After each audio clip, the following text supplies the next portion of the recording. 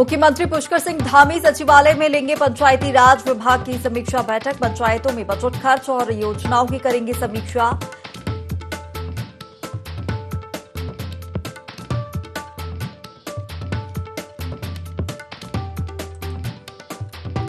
भारतीय बाल कल्याण परिषद द्वारा आयोजित चित्रकला प्रतियोगिता में राज्य स्तर पर स्थान पाने वाले 15 बच्चों को राज्यपाल ने किया सम्मानित। बच्चों की पेंटिंग को राज्यपाल ने काफी सराहा।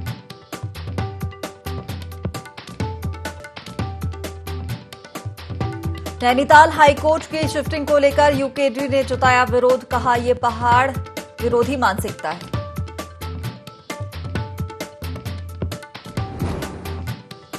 उधम सिंह नगर में पुलिस ने चेकिंग के दौरान पकड़ी 64 लाख नकदी और 11 किलो चांदी।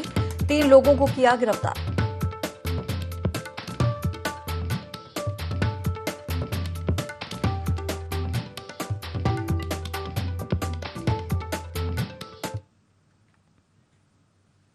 नमस्कार, बहुत स्वागत है आपका देवभूमि लाइव के इस खास बुलेटिन में। मैं हूं आपके साथ हिमांशा मेहता। बुलेटिन की शुरुआत करेंगे इस वक्त की बड़ी और अहम खबर के साथ जो देहरादून से मिल रही है। सीएम धामी समीक्षा बैठक करेंगे। आज पंचायती राज विभाग की मुख्यमंत्री धामी मीटिंग लेंगे। 11 बजे सचिवालय में ये बैठक आयोजित होगी। पंचायतों में बजट खर्च और योजनाओं की समीक्षा की जाएगी। तो अहम बैठक मानी जा सकती है ये। मुख्यमंत्री धामी समीक्षा बैठक करेंगे। पंचायती राज विभाग की आज मीटिंग लेंगे मुख्यमंत्री धामी। 11 बजे सचिवालय में ये बैठक आयोजित की जाएगी। पंचायतों में बजट खर्च और योजनाओं को लेकर समीक्षा की जाएगी।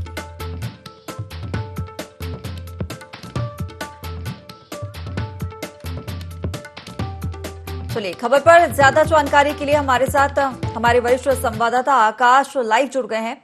आकाश, आज काफी महत्वपूर्ण बैठक है। सीएम धामी समीक्षा बैठक लेंगे। क्या जानकारी आपके पास?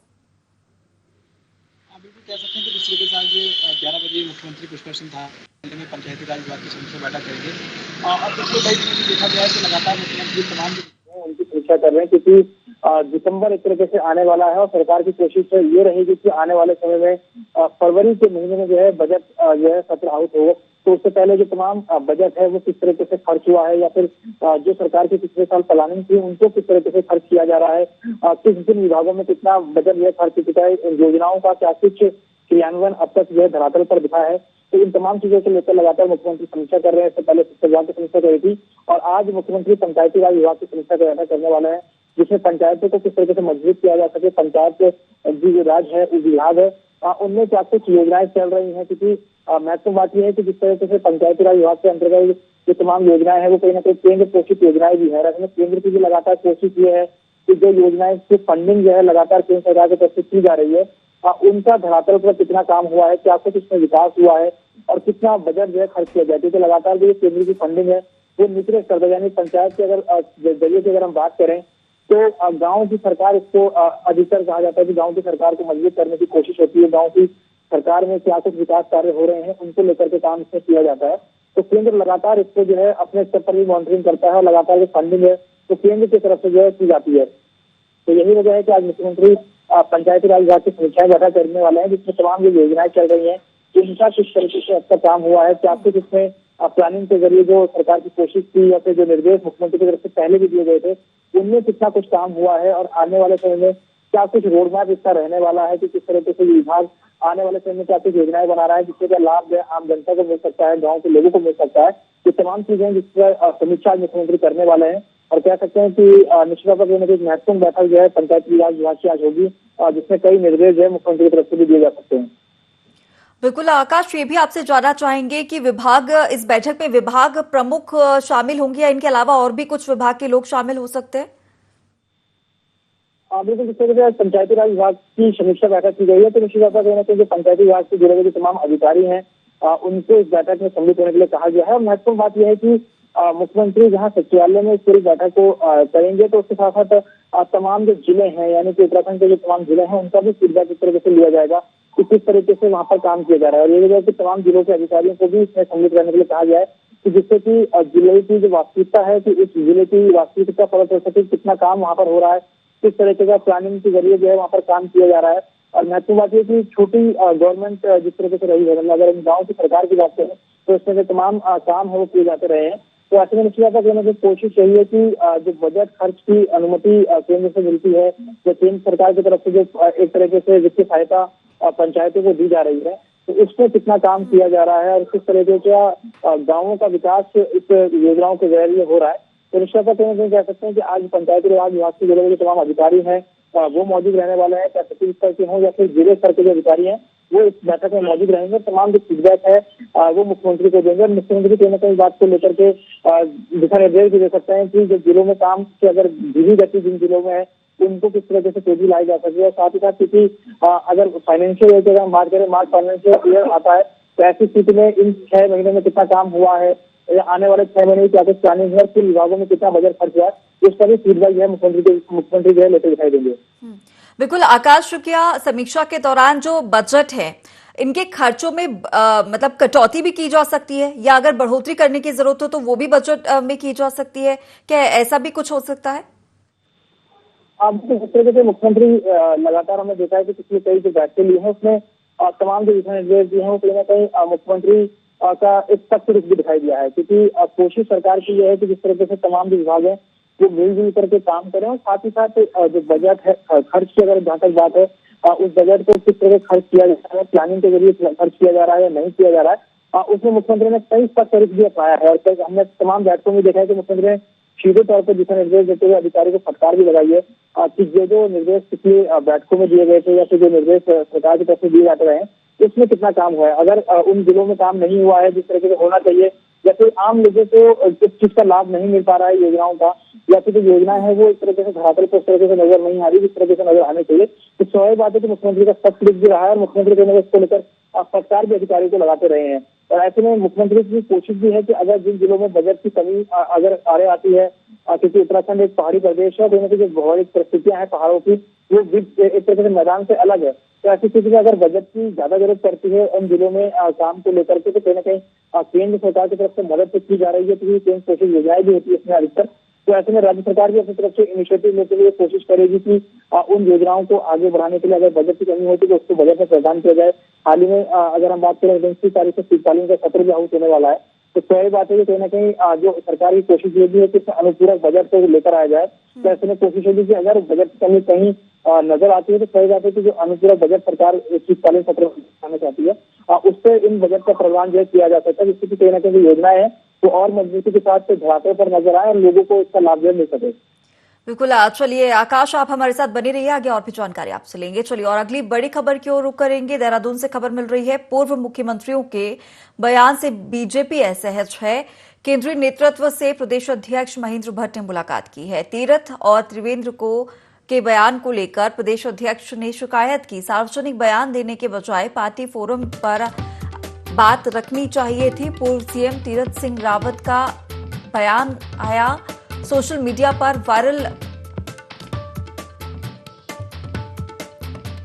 आपको बता दें कि पूर्व सीएम तीरथ सिंह रावत का बयान आया था जो सोशल मीडिया पर वायरल हुआ था। कहा था कि यूपी में जो कमीशन खोरी की प्रथा प्रचलित थी वो उत्तराखंड में भी जारी है। त्रिवेंद्र सिंह रावत ने स्मार्ट सिटी में गड़बड़ी का मुद्दा उठाया था।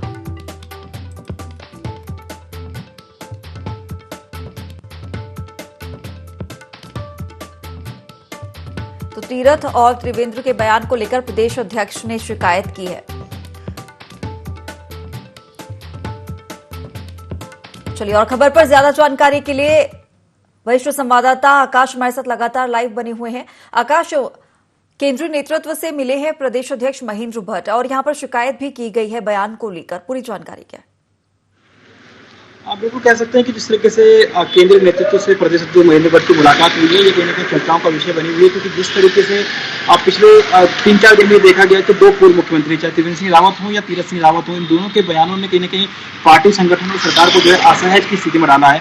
क्योंकि जिस तरीके से तीरथ सिंह रावत का ये बयान सामने आया था कि उत्तर प्रदेश के समय में जितनी कमीशन खोरी कहीं ना कहीं विभागों में होती थी उससे ज्यादा जो है अब उत्तराखंड राज्य बनने के बाद जो विभागों में हो रही है, जिसके बाद कहीं ना कहीं सरकार के ऊपर एक सवाल उठ रही थी कि इतना सरकार जीरो टॉलरेंस गवर्नेंस की बात कर रही है, भ्रष्टाचार को मुक्त की बात कर रही है, और दूसरी तरफ उन्हीं के पूर्व मुख्यमंत्री इस तरीके के बयान दे रहे हैं जो कहीं ना कहीं पार्टी को भी असहज करते हैं और सरकार को भी असहज करने की स्थिति में जो है लाते हैं। वहीं दूसरी तरफ तीरथ सिंह रावत के बयान से पार्टी और संगठन और सरकार दोनों कहीं ना कहीं बसते हुए दिखाई दे रही थी। दूसरी तरफ यह है कि उस बयान को लेकर के आखिरकार पार्टी क्या स्टैंड लेती है। उसके बाद तीरथ सिंह रावत के बाद त्रिवेंद्र सिंह रावत का बयान सामने आया था, जिसमें सीधे तौर पर उन्होंने कहा था कि स्मार्ट सिटी जो केंद्र सरकार की योजना है, केंद्र सरकार इसमें लगातार पहल कर रही है, लेकिन उसमें एक बड़ी गड़बड़ी जो है सामने देखने को मिल रही है। जिसके बाद कहीं ना कहीं सवाल उठ रहे थे कि आखिरकार क्या वजह है कि स्मार्ट सिटी को लेकर के लगातार जो तमाम विधायक हों या फिर मेयर हों, वो भी पहले से इस बात को लेकर के जिक्र करते हुए आए हैं, और ऐसे में आपको मुख्यमंत्री का बयान भी सामने आया। तो निश्चित तौर पर कहीं ना कहीं पार्टी पूरी तरीके से असहज की स्थिति में थी, और यही वजह है कि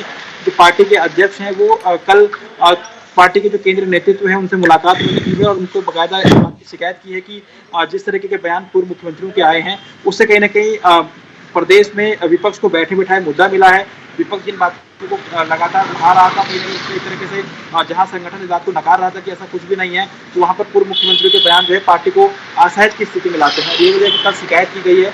खुद महेंद्र भट्ट ने इसकी पुष्टि भी की है कि उन्होंने जो प्रदेश प्रभारी दुष्यंत गौतम है उनसे बातचीत करके पूरी जानकारी दी है, और ऐसी स्थिति में ये कहा गया है कि अगर किसी को किसी चीज़ से परेशानी है या किसी के पास कोई अगर किसी को दिक्कतें आ रही हैं या फिर कुछ इस तरीके की चीज़ें उनको अगर सामने आती हैं, तो पार्टी फोरम में इस बात को रखना चाहिए, ना कि सार्वजनिक मंचों पर इस तरीके से बयान जो है देने चाहिए, जिससे कि पार्टी पूरी तरीके से असहज स्थिति में जो है जाए। यही वजह है कि कल महेंद्र भट्ट ने मुलाकात की है, और निश्चित तौर पर आने वाले समय देखने की बात होगी कि आखिरकार क्या कुछ स्थिति जो है पार्टी को लेकर के रहती है।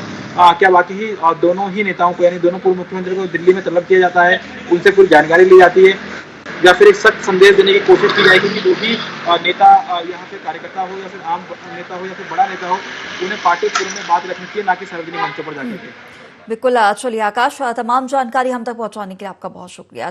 नैनीताल हाईकोर्ट के शिफ्टिंग पर कैबिनेट की सहमति के बाद अब इसका विरोध शुरू हो गया है। यूकेडी ने हाईकोर्ट की हल्द्वानी शिफ्टिंग को पहाड़ विरोधी फैसला बताया है। उत्तराखंड क्रांति दल के केंद्रीय अध्यक्ष काशी सिंह एरी ने कहा कि ये पहाड़ विरोधी मानसिकता का प्रतीक है। ये वही मानसिकता है जो गैरसैंण शिफ्ट किए जाने का विरोध किया करती थी। हाईकोर्ट नैनीताल में होने से किसे नुकसान हो रहा है? अगर नैनीताल में हाईकोर्ट होने से किसी तरह की परेशानी है तो सरकार को गैरसैंण को राजधानी घोषित कर हाईकोर्ट को भी वहीं शिफ्ट कर देना चाहिए। हाईकोर्ट जो अभी तक नैनीताल में से संचालित था उसको हल्द्वानी शिफ्ट किया जाएगा। हमारे समझ में ये नहीं आ रहा है ये कौन सी मानसिकता काम कर रही है पहाड़ के खिलाफ। ये वही मानसिकता है जो स्थायी राजधानी को, परमानेंट कैपिटल को गैरसैंण में जाने से रोकती रही है। नैनीताल में ये हाईकोर्ट होने से कितना बड़ा नुकसान किसको हो रहा था, मुझे इसका आकलन नहीं है। किच्छा पुलिस जगह जगह वाहन चेकिंग अभियान चला रही है, जिसके तहत पुलिस को एक बड़ी कामयाबी मिली है। बता दें कि उत्तराखंड उत्तर प्रदेश की सीमा पर चेकिंग के दौरान पुलभट्टा थाना की पुलिस टीम ने एक लग्जरी कार से करीब 63,70,000 की नकदी सहित चांदी के बिस्किट और ज्वेलरी भी बरामद की है। वहीं पुलिस को आरोपियों के पास से आभूषण से संबंधित कोई दस्तावेज नहीं पाए गए हैं। हालांकि पुलिस ने 3 लोगों को हिरासत में लेकर पूछताछ शुरू कर दी है।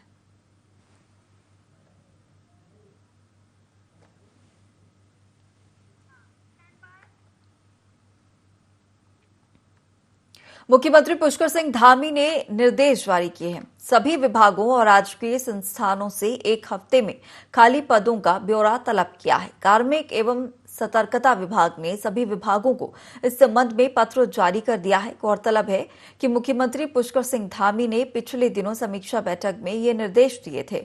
वहीं मुख्यमंत्री पुष्कर सिंह धामी ने कहा कि सरकार का संकल्प है 19,000 रिक्त पदों को जल्द भरा जाए, जिसकी प्रक्रिया लगातार गतिमान है।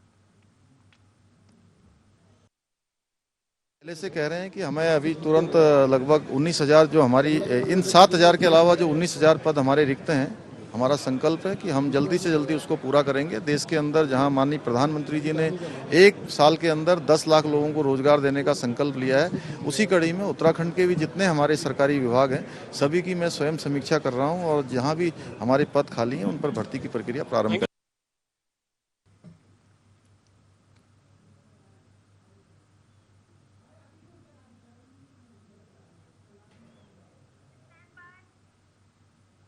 कालाढूंगी के किसान जंगली जानवरों के आतंक से खासे परेशान हैं। जंगली जानवर किसानों की फसल को नुकसान पहुंचा रहे हैं, तो वहीं किसानों का आरोप है कि वन विभाग ने सोलर फेंसिंग लगाई है, लेकिन देखरेख के अभाव में उसका कोई फायदा उन्हें नहीं मिल पा रहा है। नगर पंचायत अध्यक्ष पुष्कर कत्यूरा ने खराब पड़ी सोलर फेंसिंग पर सवालिया निशान लगाए हैं। उनका कहना है कि इस तरह की सोलर फेंसिंग से किसानों को कोई लाभ नहीं मिल रहा है।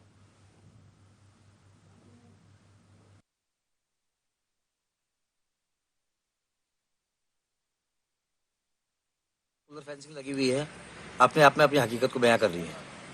जिस प्रकार से सोलर फेंसिंग में एक मोटे बजट का चूना सरकार को लगाया गया है, वो देखने लायक है। 1% भी इस सोलर फेंसिंग का कोई फायदा काश्तकार को नहीं हुआ है। लगातार इस सोलर फेंसिंग में करंट ही नहीं रहता। इनमें इतनी घास चढ़ी हुई है कि बेहिसाब घास चढ़ गई है। अर्थिंग वैसे खत्म हो जाएगी घास के साथ नहीं। और प्लेटें ऐसी जगह लगाई गई हैं जहाँ चार्जिंग की व्यवस्था ही नहीं, यहाँ धूप ही नहीं पड़ रही है, वहाँ पर चार्जिंग लगाई गई है। एक दिन भी इस सोलर फेंसिंग ने काम नहीं करा है। काश्तकार को लगातार नुकसान हो रहा है। हाथी का इतना बड़ा नुकसान इस टाइम क्षेत्र में हुआ है। एक तो काश्तकार इस बरसात से वैसे ही पिटा हुआ है कि सारी उड़द की भूमि जो भी जितनी उड़द बोई थी सब खत्म हो गई काश्तकार की। लगातार 2 सालों से काश्तकार बहुत बुरी स्थिति में है। उसके बाद वन जीवों का नुकसान। तो मैं सोचता हूँ कि इसकी तो उच्च स्तरीय जांच होनी चाहिए कि ये सरकार को भी चुना लगाया गया है। सिर्फ कमीशन के अलावा इसमें और कोई भी काम नहीं हुआ है। इसको हटा लेना चाहिए। बागेश्वर की कोतवाली पुलिस साइबर क्राइम और नशे के कारोबार पर सख्त है। दोनों ही मामलों पर पुलिस की ताबड़तोड़ कार्रवाई कर रही है। हाल ही में पुलिस ने कपकोट से 1 किलो 76 ग्राम चरस के साथ एक आरोपी को गिरफ्तार किया है। साथ ही 3 लाख की साइबर ठगी करने वाली बिहार के रहवासी को भी पकड़ा है। इसे लेकर एसपी हिमांशु कुमार ने बताया कि शहर में अपराधियों की नकेल कसने के लिए पुलिस की ये कार्रवाई लगातार जारी रहेगी। रैंडम चेकिंग के दौरान जो हमारी जो कोतवाली बागेश्वर है, उन्होंने जो है लगभग 1 किलो 76 ग्राम का जो अवैध चरस है वो एक आदमी से यहाँ पे बरामद किया गया है। तो उसको जो है हमने गिरफ्तार कर लिया है। उससे पूछताछ की जा रही है कि वो कहाँ से लाया है, कहाँ ले जा रहा था। तो उसके जो बैकवर्ड और फॉरवर्ड लिंकेजेस हैं उसके बारे में पूछताछ की जा रही है। और लगातार यहाँ पर बागेश्वर पुलिस द्वारा जो है वो नशे के खिलाफ अभियान चलाया जा रहा है, जिसमें उनको बड़ी कामयाबी भी मिल रही है। एक कपकोट का हमारा एक मामला था। ये अगस्त में हमारे पास एक एफआईआर दर्ज हुई थी, जिसमें बताया गया था वादी द्वारा कि उसके साथ ऑनलाइन ठगी हुई है लगभग 3,40,000 रुपए की। उसके फोन में एनीडेस्क नाम का एक सॉफ्टवेयर डलवाया गया था, जिसके द्वारा उसके साथ जो है इतनी बड़ी रकम की ठगी हुई। तो इसमें जो है हमारी साइबर सेल जो है उन्होंने बहुत अच्छा काम किया है। हमने यहाँ से जो है टीम बनाकर रवाना की गई थी। तो जो अभियुक्त थे उनकी लोकेशन जगह जगह पर मिल रही थी, जैसे बिहार, झारखंड वगैरह। तो अभी जो है फाइनली हमने उसमें जो मेन अभियुक्त है उसको हमने गिरफ्तार कर लिया है शेखपुरा बिहार से। उसको जो है हम उससे पूछताछ कर रहे हैं। उत्तराखंड विधानसभा का शीतकालीन सत्र 29 नवंबर से शुरू होगा। विधानसभा स्पीकर रितु खंडूड़ी ने कहा कि सभी तैयारियां पूरी हो चुकी हैं और अभी तक 500 सवाल प्राप्त हो चुके हैं। उन्होंने कहा कि हमें पूरी उम्मीद है कि हर बार की तरह इस बार भी सत्र अच्छे से संचालित होगा। उम्मीद है कि आने वाले समय में विधायक अपने क्षेत्र की समस्याओं को तत्परता से उठाएंगे। वहीं गैरसैंण में सत्र को लेकर रितु खंडूड़ी ने कहा कि हमें हर मामले में राजनीति नहीं करनी चाहिए। मौसम अनुकूल न होने के चलते सत्र को देहरादून में आयोजित किया जा रहा है, लेकिन आने वाले समय में गैरसैंण में जरूर सत्र आहूत करवाए जाएंगे।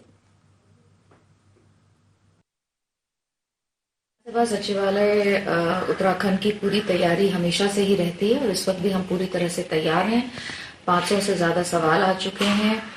तैयारी पूरी है और मुझे पूरा विश्वास है कि इस बार भी पहले की तरह सत्र अच्छे से चलेगा और सद्भाव के साथ चलेगा। और जो विधायक हैं हमारे, वो ज्यादा से ज्यादा सवाल उठाएंगे ताकि अपनी विधानसभाओं के बारे में वो सरकार तक अपनी बात पहुंचा सकें कि जो अगला हमारा सत्र हो वो गैरसैंण में हो। इस बार मौसम बहुत ठंडा था, इस कारण से हम लोगों ने जो सत्र है वो देहरादून में रखा है।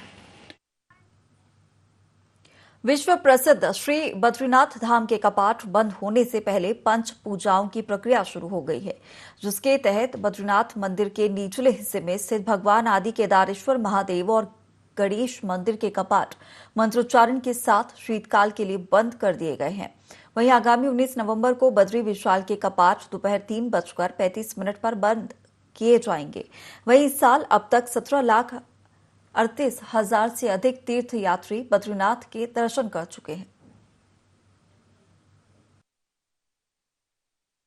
बहुत अद्भुत नज़ारा है, बहुत सुंदर दृश्य है, बहुत सुहाना मौसम है, ठंड है लेकिन फिर भी बहुत अच्छा लग रहा है। पहाड़ दिख रहे हैं, सरस्वती नदी का दर्शन हो रहा है, सरस्वती अलकनंदा में मिलते हुए दिख रही है और अब हम भीम पुल देखे हैं और चाय पिए यहाँ पे। बहुत ही अच्छा अद्भुत आनंद है। कोरोना काल के बाद 2 साल के बाद जब इस साल भगवान बद्री विशाल का कपाट खुला तो तीर्थ यात्री उमड़ कर यहाँ आए और माणा गांव में सभी माणा ग्रामवासी के चेहरों पे खुशी का इजहार है ताकि हमारे श्रद्धालु जो भी आए यहाँ से ऊनी वस्त्र लेकर जाएं और देश विदेश में हमारे ऊनी वस्त्र चले जाएं। बद्रीनाथ यात्रा में 17 लाख से ज़्यादा लोग इस बार दर्शन कर चुके हैं और अभी कुछ दिन में 19 तारीख को कपाट भी बंद हुआ है। और इस बार हमने, क्योंकि एक बहुत बड़ा चैलेंज था प्रशासन के लिए भी, पुलिस के लिए भी यात्राओं को कराना, जो सबने एक सफल उसका आयोजन किया। साथ ही साथ जो कुछ कमियां रही हैं तो उसको हमने नोट किया है और इस बार हम पहले से ही इसी महीने से हम उसकी एक बैठक करके हम तैयारी करेंगे कि कैसे यात्रा को और सुगम और बढ़िया बनाया जा सकता है ताकि यात्रियों को कम से कम असुविधा का सामना करना पड़े। इस बार बद्रीनाथ हमें ये सारे रिकॉर्ड थे और जो हमने सोचा भी नहीं था उससे ज़्यादा यात्री इस बार बद्रीनाथ आए हैं और अभी तक भी 6,000-7,000 पर डे आ रहे हैं। टोटल अभी तक 17 लाख 25,000 से ऊपर यात्री बद्रीनाथ पहुँचे हैं और 5 दिन का टाइम अभी हमारे पास और है यात्रा के लिए। करीब हम 18 लाख के आसपास पहुँच जाएंगे इस बार की यात्रा में। लोहाघाट की चांदमारी सहकारी समिति में किसानों और ग्रामीणों की आय बढ़ाने के लिए सहकार से समृद्ध विषय पर 1 दिवसीय कार्यशाला का आयोजन किया गया। कार्यशाला में देहरादून से आए आईसीएम के डायरेक्टर अजय शर्मा ने ग्रामीण और किसानों को उनकी आय बढ़ाने को लेकर कई महत्वपूर्ण जानकारियां दी। डायरेक्टर अजय शर्मा ने बताया कि केंद्रीय सहकारिता मंत्री अमित शाह के दिशा निर्देशन में ये कार्यक्रम जगह जगह आयोजित किए जा रहे हैं और कार्यक्रम का मकसद किसानों और ग्रामीणों की आय को दोगुना किया जाना है। साथ ही कहा कि अब किसानों के उत्पादों को सहकारी समितियों के माध्यम से गांव-गांव से उचित मूल्य में खरीदा जा रहा है।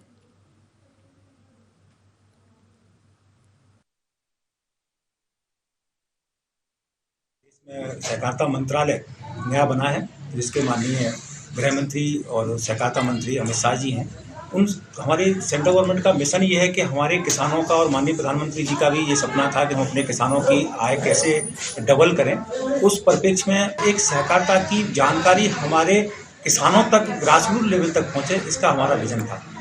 इसका पर्पज सर ये है कि जो हमारे किसान अपनी उपज को पैदा कर रहे हैं लेकिन उसका उचित मूल्य नहीं मिल रहा था, तो हमारी सहकारिता के माध्यम से एक मिलेट मिशन भी चलाया गया जिसके तहत जो छोटी छोटी हमारी उपजें हैं तो वो अपनी सहकारी समिति में वो उस चीज़ को बेच सकता है और इमीडिएट उसका पैसा लेकर के वो अपना जीवन यापन उसको कर सकता है। चलिए फिलहाल इस बुलेटिन में इतना ही। आप बने रहिए IND 24 के साथ।